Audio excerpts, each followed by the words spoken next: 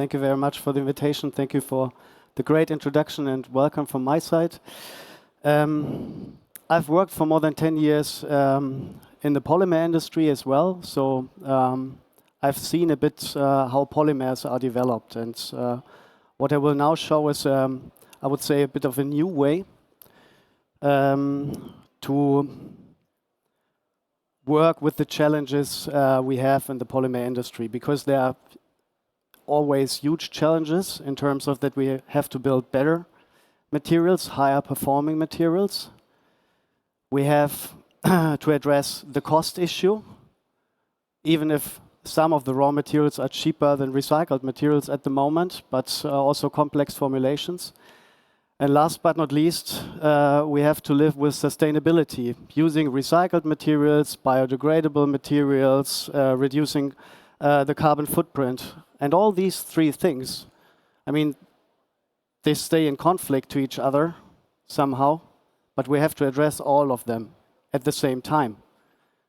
So there's no way around one thing, what we have to do, and this is innovation. And when we talk about innovation in the polymer industry, it's not only about new materials, it's also about how you manage knowledge and how you manage data. And this was a very good point. Data is always the beginning. And I would say with data, or let's say together with data, or we were sitting on a gold mine basically over the last years when it comes to data. Test reports, spreadsheets, a lot of things we have written down, tested, so much data in R&D, but we haven't used it yet because it's distributed all over. There was no way to use this data. But now AI comes into the game, and this changes a lot of things, this technology, how we access the data, how we manage the data, and how we make use of the data. And this is really the possibility to make, as we say here, things faster, smarter, and also more data-driven. And this is exactly what I would like to talk about today with you. So, first, what is LabV? Our mission at LabV is we want to accelerate material innovation. We are a startup.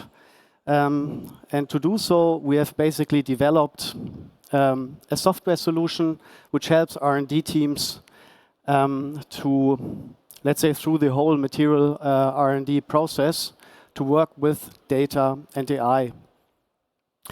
LabV is part of the Netsch group. For those of you who don't know Netsch, it's basically more than 150-year-old German-based, family-owned hidden champion, I would say, building machines and devices, also for the plastics industry, but also for a lot of other industries.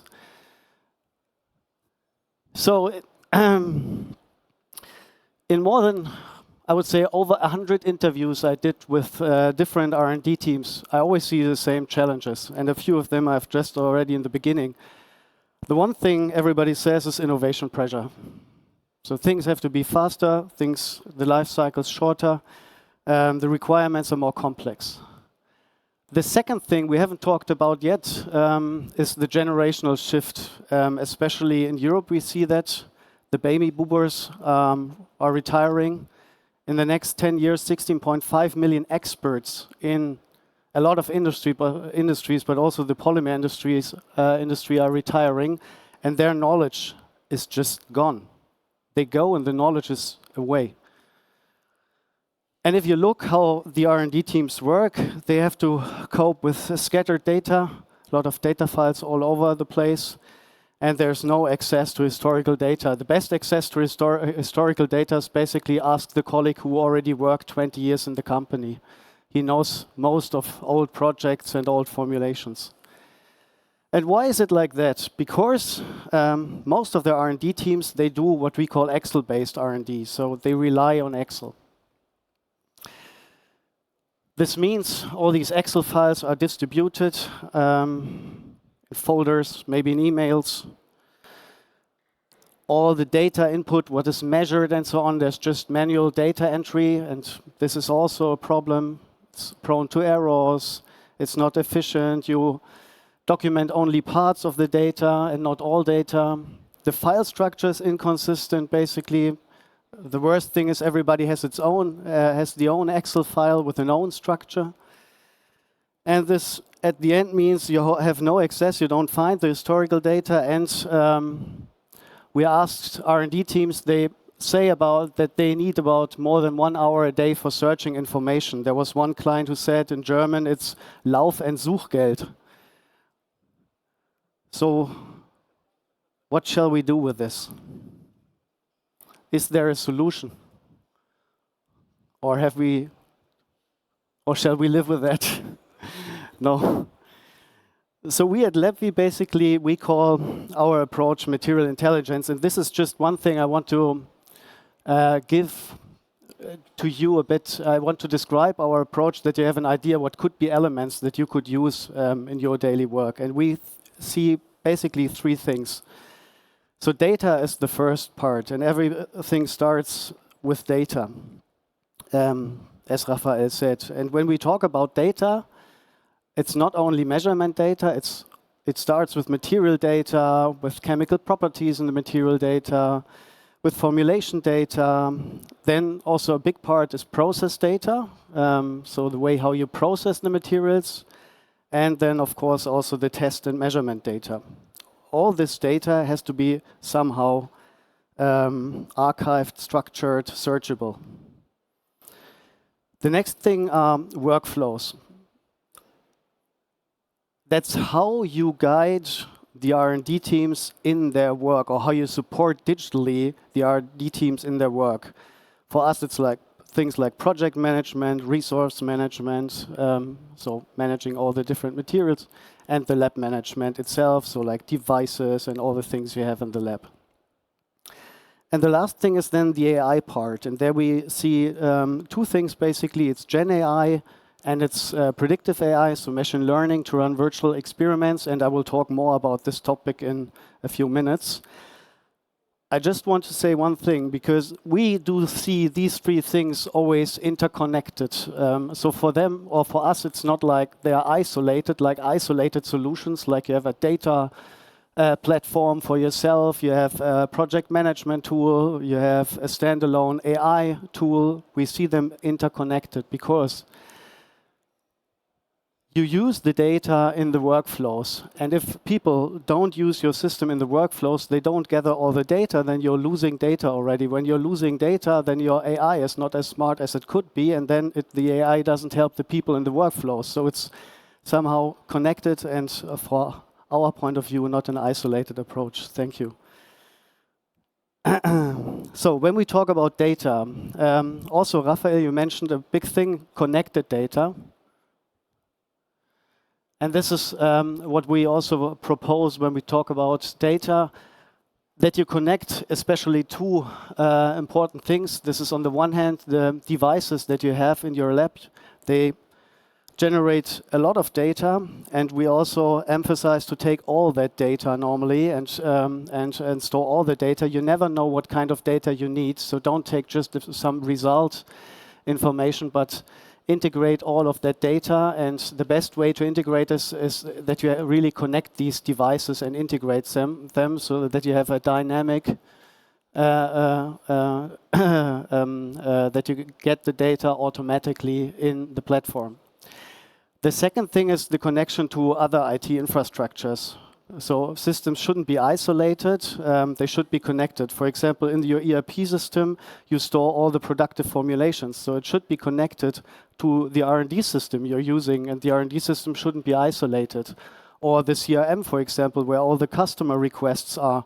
The customer requests, they should automatically go into the R&D system, and the answer should go automatically back. So we propose not building an island, but build kind of a connected data infrastructure here. Then workflows. I don't want to talk so much about workflows because it's more about AI today, but just one thing, and I'm showing here just one picture. We call it our work mode, basically. This is how R&D teams work with our software. You see here different experiments, and these experiments, there. You see they are all in one column, and we are having the formulations in the beginning, Then processes, which are basically here with all the important process parameters, and then samples, and then the measurement data. And I just want to emphasize with that you collect all the data, of course, and also represent that in the workflow, and that these workflows here, they have to be very flexible in R&D teams, not be like a rigid structure where you always say, okay, now there's this process and these three measurement tests, but that you have a kind of a flexible system that you can add, for example, a process, that you can add some tests later on. So this is one very important thing when it comes to workflows. And the second thing I would say is that you have a possibility to collaborate in teams. So this is just an example here of how you could write down some notes and also tag some others, but also that you have a kind of a task management in these workflows so that you really can work together even in global teams. So, but the most important part we want to talk today about today is the AI part. And I don't want to go actually through this here, just maybe a short thing. When we talk about AI, it's a broad term, basically AI. We always try to distinguish the generative AI, which is basically the large language model part, so like ChatGPT, the assistants you have. And the other thing is the machine learning part. So, but machine learning is also, both disciplines are basically part of AI. So that's the only thing I want to emphasize here. And for the machine learning part, this is the predictive part. So predicting formulations, for example, that's the predictive part. And for machine learning, you need data to build basically models. So let's talk first about the generative AI. And I want to show you how we think you can use it in the R&D work. You can say the generative AI part is a bit like if you would have an assistant that guides you or helps you through the whole R&D process. So through every step you're doing, if you're searching for material or if you're looking to do some calculations, you can basically use generative AI. And that's how we do it at LabV. So the assistant basically, or generative AI, is connected to our data source, and you can use it on the one hand for data search. So you can find, for example, materials, formulations, historical experiments. All these things can be done by just using natural language. So you're asking him to search and perform a search on your database. The second thing is document search. Everything that's in documents could be publications, could be TDS documents like technical data sheets and so on. You can use them as well to browse through these documents. That's specifically interesting if you have a lot of unstructured data in the past and you would like to use that data, then document search is quite a nice way to deal with that. Then data analysis. Normally people say data analysis and Gen AI is it's not something that goes so well together. But from our point of view, we are using Gen AI to write code to perform data analysis on our data. So that works actually quite well and helps. So you don't have to build like calculations in Excel, for example, or visualize something in Excel. You can just prompt it and use it and use Gen AI basically to describe your analysis, and it performs the analysis then on a server using Mathematica. And the last thing, which I think is also a benefit for lots of researchers, is to use Gen AI for documentation. So writing reports, summarizing what you have done in these 30, 40, 50 experiments. That can definitely speed up your work. So the second thing is machine learning. And I've said machine learning or predictive AI is a bit different. Because with Gen AI, you could use Gen AI already in the beginning. So with almost no data, you have already benefits if you use Gen AI. But for machine learning, you need basically data. Without data, you can't build machine learning models and you can't predict, for example, formulations. So how do we do that? Also a short, or I want to show you our approach basically to machine learning. So the first thing we always do is you have to define the objective. So it's not that you build one general model and this general model explains everything, but it's that you build a model based on the objective you have. For example, you want to analyze a specific parameter or specific parameters, then you would define that objective. The second thing is that you select the data from your data platform. So you don't take all the data, but also only the data that's basically necessary for that objective. The third thing is you build your machine learning model. And there is also something I want to point out. So building such a model is basically not something where you just hit a button and it builds a model, but where you use the expert knowledge. So the experts and the domain knowledge is the most important thing here, because there are so many correlations that the model could see out of data that's not real correlations or not really important. So it's always important to use the knowledge of the experts to build such a model. And then if you want to use that model later on, you define the design and target space. So that means basically you say, I want to maximize something, I want to minimize something, I want to use certain ingredients for that formulation, I want to just have a specific percentage, for example. And you go through a circle where the machine learning model basically runs virtual experiments and gives you a ranking of the best experiments the model sees. You can run them in real time then in the lab. So you take these formulations, you run these experiments, you document the measurement data, and this data then is reused once again, and you go through this circle till you have find the best solution for you. And the model by every iteration gets better and better, of course. So the left part is basically the knowledge building model creation part, which takes a lot of the time, and the right part then is this experimental optimization. You're using the model over time, and it's learning by new data. That's also important. It has to have always the newest data to get better. So how does it look like in practice? Here's, for example, a use case we had with an ink company. They had 1,100 experiments, 6 material groups, 220 materials, 8 performance factors. And there was a customer inquiry. The customer was looking for a new ink for an application that hasn't been used for before. And what they then defined in the system was basically their target variables, viscosity, for example, and conductivity were very important. Some design variables, like the materials they want to use and the concentrations. And then they predicted basically using a model, and in that model we had an R-square of 0.81 and an RMSE of 13 or 0.13, which means the failure of that model was around 13%. And there's always a question, is that now good? Is that bad? Could it be higher? Could it be lower? But I like the answer of the head of R&D of that company, because he said the measurement failure is already around 10%. So he said, okay, how well could a model be? So if you have like a 13% average error, this is already like a very good model for us. And the last point is then that the system gives you multiple formulations which you can test in the lab, but not only the formulation itself, but also an understanding of, if you change a specific ingredient in the formulation, what is the effect on, for example, viscosity and conductivity, so on your target variables. All right.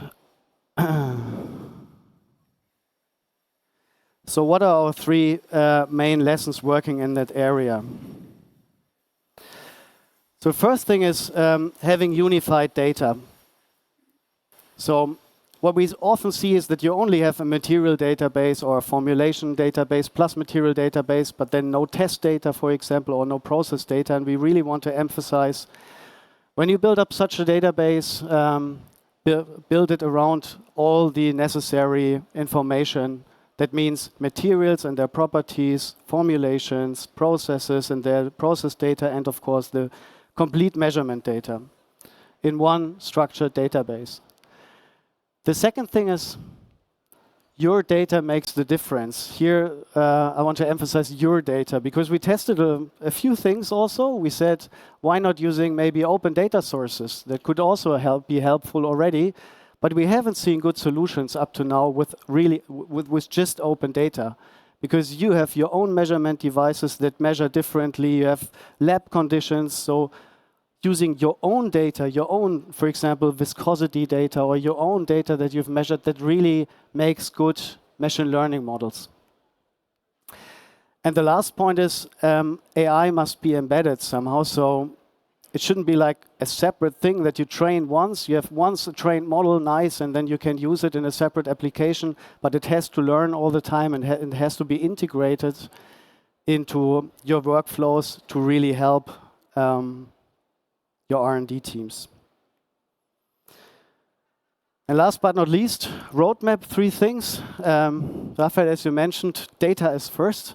So think about the data platform as the first thing. If you want to use AI, think first about how to really build up the data platform, device mapping, system interfaces, legacy data migration. These are a few things you should think about.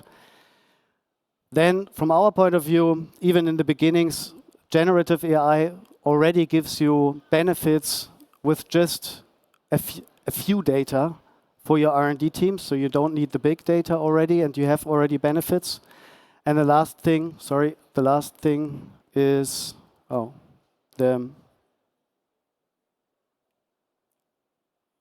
thank you very much.